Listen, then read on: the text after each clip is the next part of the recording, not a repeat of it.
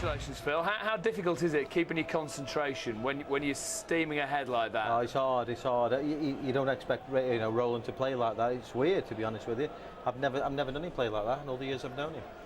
I've seen Andy Jenkins play like that before. I've never seen him play like that before. It was weird. But still, you maintained a 97 average, which you've got to be pretty pleased with under the circumstances. Before I went out, I thought to myself, be consistent, be solid, and that's what you've got to do against these players. First few legs, I think, maybe hurt him a little bit. I don't know. He come round the back. He says, "Phil, I'm trying everything. I'm going left. I'm going right. I'm going in the middle," and he just couldn't seem to connect. I don't know why. It's just one of them nights, and it's a lonely place. But I'll give him one due. He didn't walk off. He didn't give up, and he carried on. Very difficult sometimes, isn't it? When there's been a great match before and you're following it. It's like after the Lord Mayor's show, if you like. Well, you're not so much. Obviously, I've got my eyes on the match before because young Aidan and young, with Barney and whatnot. And I didn't think there was any, surprises there. To be quite honest with you, I thought Aidan played absolutely superb. He played superb on Saturday. He beat Barney on Saturday, and that I think was in Barney's head a little bit. But Roland, the way he was, it was difficult to beat him. You look at the score thinking, three more legs, and it was like, even though you might be getting out in 12 or 13, 14 darts, it was still a long match for me. It was a long match. Is that difficult because you prepare yourself to be on at a certain time, and you don't? Do you ever not know what to do? You're in the last 8, and normally the last 8 is you're going to get the best 8 players or the semi. You're kicking now for the semi-final, and you think to yourself, get ready now because he's going to kick. And it didn't happen, and it puts you off a little bit because you're waiting for him to do something. And he did get the odd good score, and then he had a bad score, then a good score.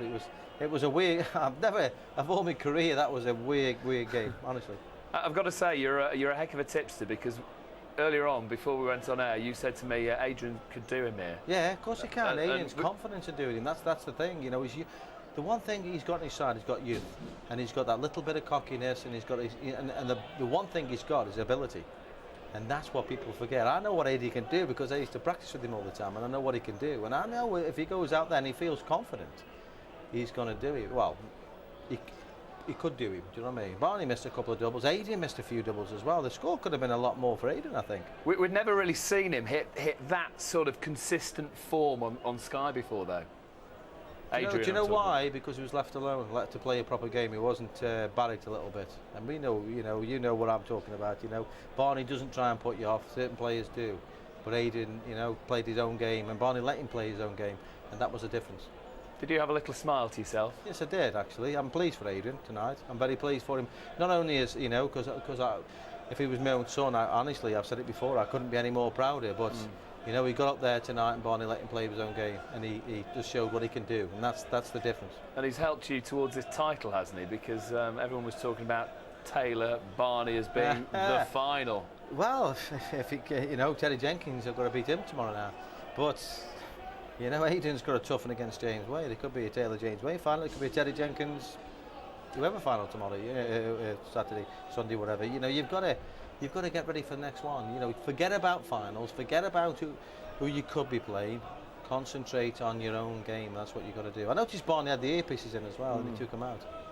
I think it affected him a little bit. I don't know. I think it's a good idea because it shuts out some of the idiots whistling and shouting and doing stupid things. But I'm not sure.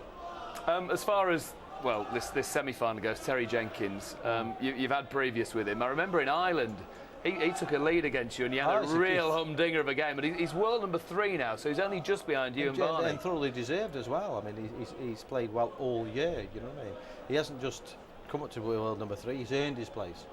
He's been playing a long time, and he's worked through the rankings, and he's getting up there. And he's a grind, and he's worked very, very hard for it.